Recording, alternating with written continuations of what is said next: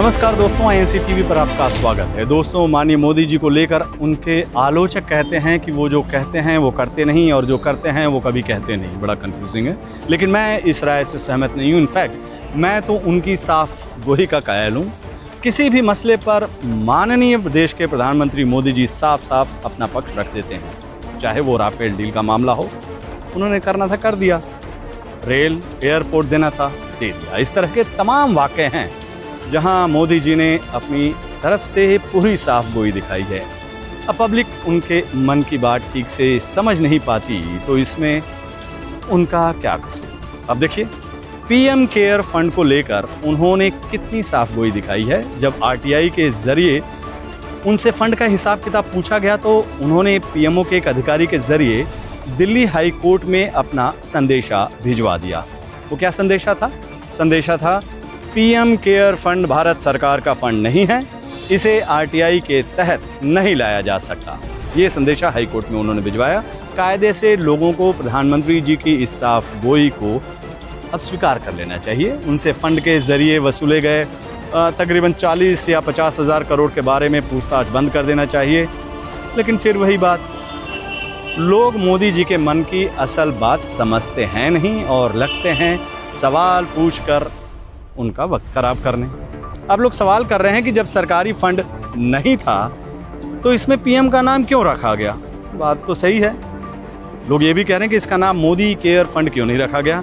अगर यह private fund है तो फिर इसकी वेबसाइट पर gov.in क्यों लिखा गया? अब आप ही बताइए, है ये वाजिब सवाल? पूरी दुनिया को पता है कि इंडिया के प्रधानमंत्री हमारे मोदी जी हैं, प्रधानमंत्री वही हैं, और वेबसाइट पर gov.in लिखने पर क्या सवाल? गवर्नमेंट का मतलब ही मोदी जी हैं, सरकार का मतलब मोदी जी मतलब गवर्नमेंट, गवर्नमेंट मतलब मोदी। लोगों को ये मामूली बात अब समझ लेनी चाहिए।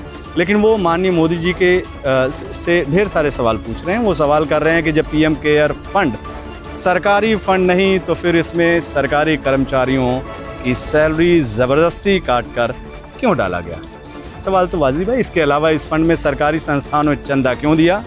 वो कानून का हवाला देते हुए कह रहे हैं कि कानून के मुताबिक सरकारी संस्थान किसी प्राइवेट संस्थान को चंदा नहीं दे सकते हैं। बात तो बहुत सीरियस है। अब बताइए, ये मोदी जी पर ये कैसा सवाल लोग कहेंगे? अब लोग उनके जैसे महामानव को भी कानून के दायरे में लाने की बात कर रहे हैं। जिस पुरुष ने सेवा के लिए घर बार त्याग दिया, संन्यास, शांति सुकून की ज़िंदगी छोड़कर दिल्ली में रहना स्वीकार कर लिया, उस शख्स को कानून के दायरे में लाने की बात, सेंट्रल विस्टा में रहने की बात। लोगों को समझना चाहिए कि अपने मोदी जी कानून, संविधान जैसी चीज़ों से अब बहुत ऊपर की चीज़ हैं। लोग इस बेसिक बात को समझ नहीं रहे हैं और उनसे छोटे छोटे सवाल पूछ रहे हैं। कुछ लोग तो सवाल ये भी कर रहे हैं कि जब ये सरकारी फंड नहीं था तो फिर पीएमओ यानी प्रधानमंत्री ऑफिस के अधिकारी इसकी वसूली क्यों कर रहे थे, या फिर अभी इस मामले में मोदी जी का बचाव करने के लिए वो अदालत में क्यों आ रहे हैं?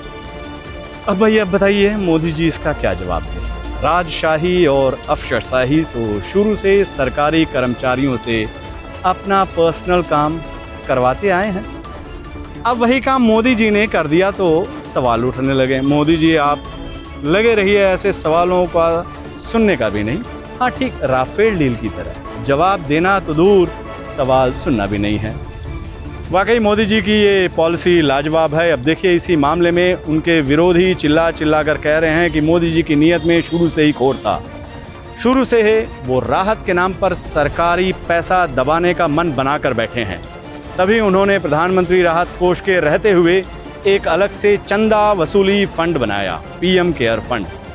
ऐसा उन्होंने इसलिए किया ताकि उन्हें आरटीआई के तहत हिसाब किताब नहीं देना पड़ा। ये सिंपल सी बात है।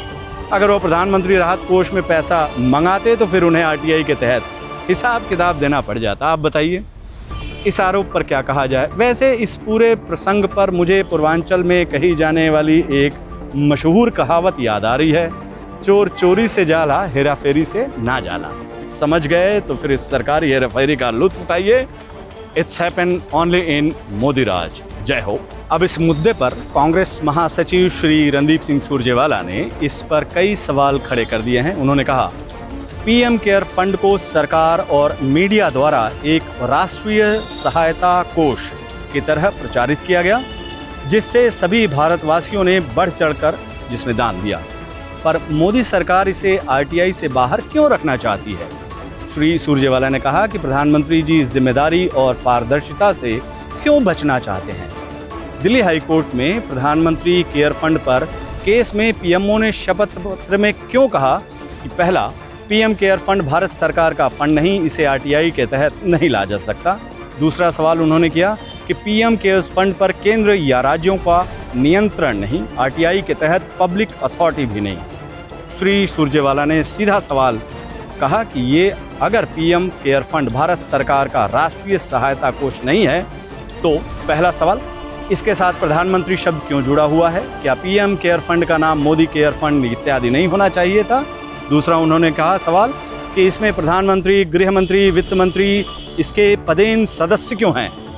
तीसरा, अगर यह भारत सरकार का फंड नहीं है तो इसमें देश के सभी सरकारी कर्मचारियों की सैलरी काटकर इस फंड में कैसे डाली गई? ये महत्वपूर्ण सवाल है। और चौथा सवाल उन्होंने किया कि सरकारी संस्थानों ने प्रधानमंत्री राष्ट्रीय राहत कोष की बजाय इसमें चंदा क्यों दिया? पांचवा, इसकी वेबसाइट gov.in पर कैसे है? इसकी वेबसाइट पर राष्ट्रीय चिन्ह का इस्तेमाल क्यों? सातवां, 27 भारतीय दूतावासों ने closed channels not in public domain के माध्यम से पीएम केयर फंड का विज्ञापन क्यों किया? और आठवां, सरकार द्वारा फंड को एफसीआरए के पूर्वावलोकन से छूट क्यों दी गई? नौवां, सरकार ने इसे विशेष दर्जा क्यों दिया? 10वां, विदेशी दान का खुलासा क्यों नहीं किया जा रहा है? श्री सुरजेवाला ने अंत में सबसे महत्वपूर्ण सवाल 2020-21 की रिपोर्ट व भुगतान की रिपोर्ट को पीएम केयर्स ने अभी तक सार्वजनिक क्यों नहीं किया? ये सवाल रणदीप सिंह सुरजेवाला ने पूछा है, जो कि आज बेहद महत्वपूर्ण है। नमस्कार, आप देखते रहिए INC TV।